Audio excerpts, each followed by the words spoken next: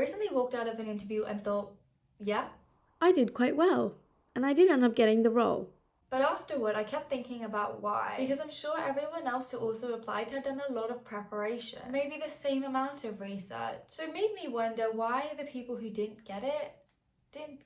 The thing I've noticed is that the times I've bombed an interview, and I have in the past, it's almost always been because of something technical, something I genuinely didn't know, or gave a completely nonsensical answer and only realized it was complete nonsense on my way back home. The psychological side of interviews has basically never been what let me down, which made me think that it's something learnable rather than just something you're born being good at. So that's what today is. I'm not going to talk about CVs. I'm not going to help you answer where do you see yourself in 5 years, and I'm genuinely not here to tell you what to say. I want to talk about what's happening in the room on a level that most interview prep completely ignores. Hi, I'm Navya. I'm a psychology student at university, and I'm going to attempt to uncover the psychological insight that can help you do well in interviews. The decision might already be made before you've said anything. There's a concept in social psychology called the primacy effect, and what it means in the context of interviews is that the impression someone forms of you in the first few seconds is genuinely disproportionate to every other moment in the room. Research suggests interviewers form a strong initial read before a single question has been asked, and then, without being conscious of it, they spend the rest of the interview looking for evidence that confirms what they already think. Which sounds bleak, but is actually really useful information, because it means the way you walk in, the way you say hello, and your composure in the first 30 seconds of being in a room matters more than the perfectly structured answer you rehearsed for question 3. Not in a theatrical, look how confident I am way, in a settled, calm, and I'm not rattled by being here way.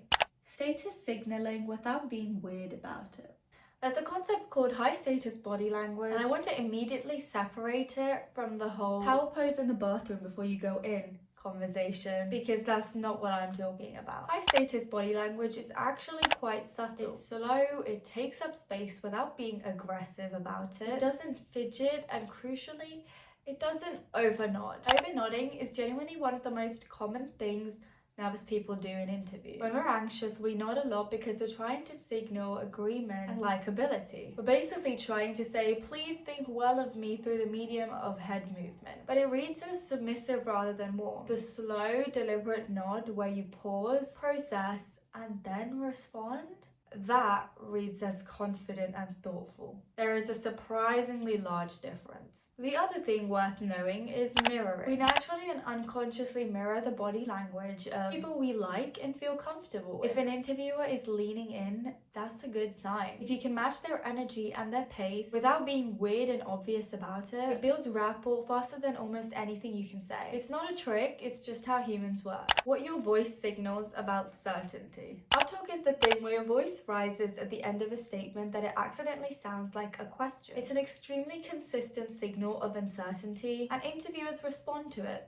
whether they're conscious of it or not. You say, I managed a team of 5 people, and suddenly a fact has become something you seem to be checking with them for confirmation. Practice ending sentences on a lower note. It sounds like conviction, even when the content is identical. Pace is also genuinely underrated. When we're nervous, we rush because silence feels dangerous. Like the interviewer is going to conclude something bad about us for every second we take. But speaking slightly slower, and especially pausing for a beat before you answer a hard question, signals that you're not rattled. A 2-second pause before answering reads as composed. It reads as someone who is thinking rather than someone who is scrambling. These are very different energies to be in a room with.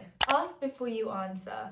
It's not weakness, it's actually the move. From personal experience, I'd say this is one of the most underrated things you can do in an interview, and almost nobody does it. If a question is even slightly ambiguous, clarify it before you answer. Just say, do you mean X? Or are you asking more about Y? Or this is what I think the question means. Am I correct? That's literally it. something that small. The reason it works psychologically is twofold. One, it signals active listening. It shows you weren't just waiting for your turn to speak, you were actually processing what they said. And two, it means your answer is going to actually address what they were asking, instead of you launching into a brilliant response that they weren't even asking about, which is the thing that happens more than people admit. The other version of this is checking in after you've answered. If you give a long answer to a complex question and you're not actually sure if you landed it, just follow up by asking, does that answer what you were looking for? Most people would never do this because it feels vulnerable, but it's actually incredibly confident. It signals that you care about being useful rather than just being heard, and that's a rare quality in an interview room. But the other thing is that if the answer wasn't actually answering the question,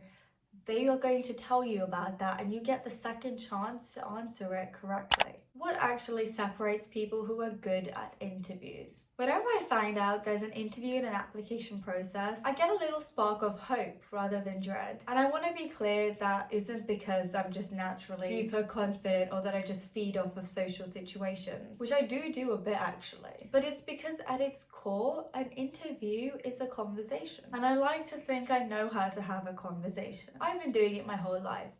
And so have you, actually. The problem is that most people walk into interviews treating it like an exam. There are right answers and there are wrong answers, and the goal is to produce as many right answers as possible before the time runs out. But interviewers aren't only assessing your answers. They're asking themselves, do I want to work with this person? And that's a relational question, not a knowledge one. You can pass the knowledge test and still fail the relational one. One of the most useful reframes I've found is thinking about the interview like a mutual evaluation. You're also deciding if you want this. You have the right to be assessing them at the same time they're assessing you, because that's actually what's happening. That mindset removes the slightly desperate, anxious deference that tends to leak through when you feel like all the power is on one side of the table. The interviewer is also performing. This one genuinely changed the way I see interviews. The person on the other side of the table is also slightly on. They have to justify their hiring decision to people above them. They're hoping you're good because it makes their job easier. They might be having a bad day. They might be nervous about whether they're asking the right questions. There's a concept in social psychology called evaluation apprehension, which is essentially the discomfort of being judged. And interviewers feel it too, just in a different direction. What this means practically is if you make the conversation enjoyable and easy and energetic, you are relieving some of that pressure from them. And people instinctively like the people who make them feel good. This isn't manipulation, it's just warmth. But it's warmth deployed with some awareness of what's actually going on in the room. The questions you ask say more than your answers do.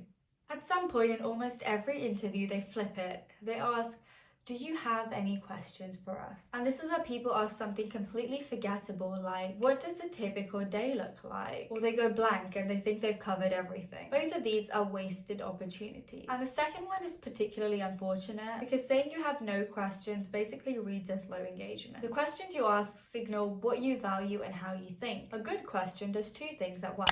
It shows you've been paying attention to the actual conversation rather than just waiting for it to be over. And it subtly repositions you as someone who is making an evaluation, which you are. I found a few interesting ones on Reddit recently, so take these with the appropriate amount of Reddit context attached. But one that apparently lands very well is, what were some qualities that the previous employee or employees in this role brought to the job you would like to see carried forward? This is actually quite clever. It flatters the interviewer by implying continuity and respect for whoever came in the role before you. But more usefully, it gets you genuinely useful information about what they actually value in this role. Not just the sanitized job description version, but the real version from someone who watched the previous person do it. And then I saw one that said, when do I start? Objectively a bit unhinged. I wouldn't know whether to recommend you to do this or not. Apparently it worked for them though.